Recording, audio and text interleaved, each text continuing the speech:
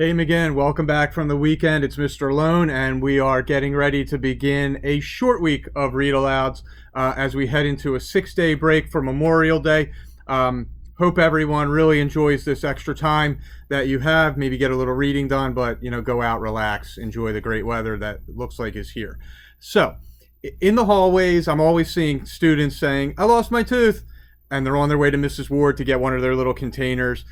So, what better book to do today than one from Mrs. Testa's room called Tooth Trouble. So thanks for Mrs. Testa for letting me go and poke through some things, find something fun to read, and something that a lot of you will be able to connect with. Here we go. Wilbur and his mother were crunching their way through a huge pile of shellfish. "Ow," said Wilbur. "My tusk hurts." "You'll have to go to the dentist," Mrs. Walrus said. "I don't want to go to the dentist," said Wilbur. "My tusk only hurts when I crunch," said Wilbur. "If I take off the shells, I can just slurp them." "Have some seaweed," said Mrs. Walrus. "It's nice and soft." "Ugh," said Wilbur. "I don't want to eat seaweed. It's green and slimy." "Then you'll have to go to the dentist," said Mrs. Walrus. "I don't want to go to the dentist," said Wilbur. Wilbur's friends were tusk wrestling. Wilbur loved tusk wrestling. He locked tusks with his friend Walter. "Whoomp!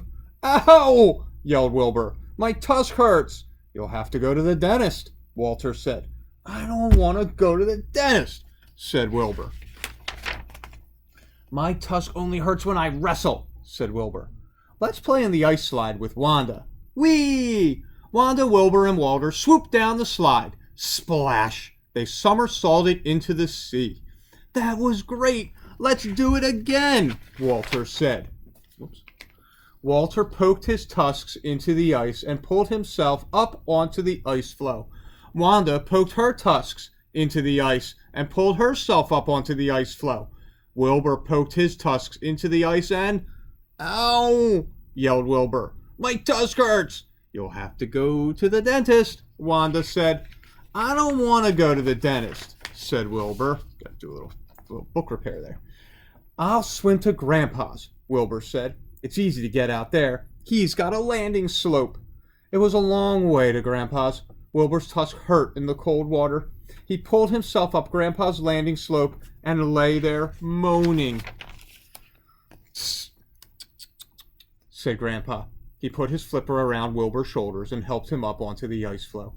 "What is the matter?" "My tusk hurts," Wilbur wailed. His whiskers quivered. "You'll have to go to the dentist," Grandpa said. "I don't want to go to the dentist," said Wilbur. Grandpa smiled. "Neither did I," he said. Mrs. Walrus waddled up the landing slope toward them. "Walter and Wanda said I'd find you here," she said. "Is your tusk still hurting?" "Yes," said Wilbur. "I'll have to go to the dentist." "Finally," said Mrs. Walrus. Dr. Tusker, the dentist, was very gentle. "I see what the problem is," she said.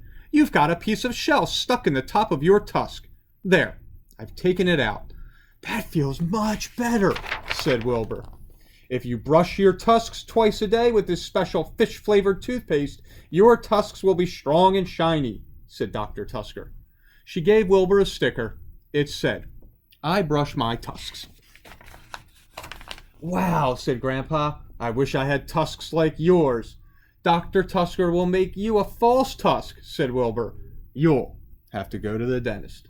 "I don't want to go to the dentist," said Grandpa. Said Wilbur. He put his flipper around Grandpa's shoulder. "If I can go to the dentist, so can you." And so, boys and girls, I hope you enjoyed that story there. Nothing to be afraid of. The dentist is there to help us, especially as you're at that age where the teeth are falling out, new ones are coming in. Don't worry. Dentists will do a great job with you, keeping your teeth healthy.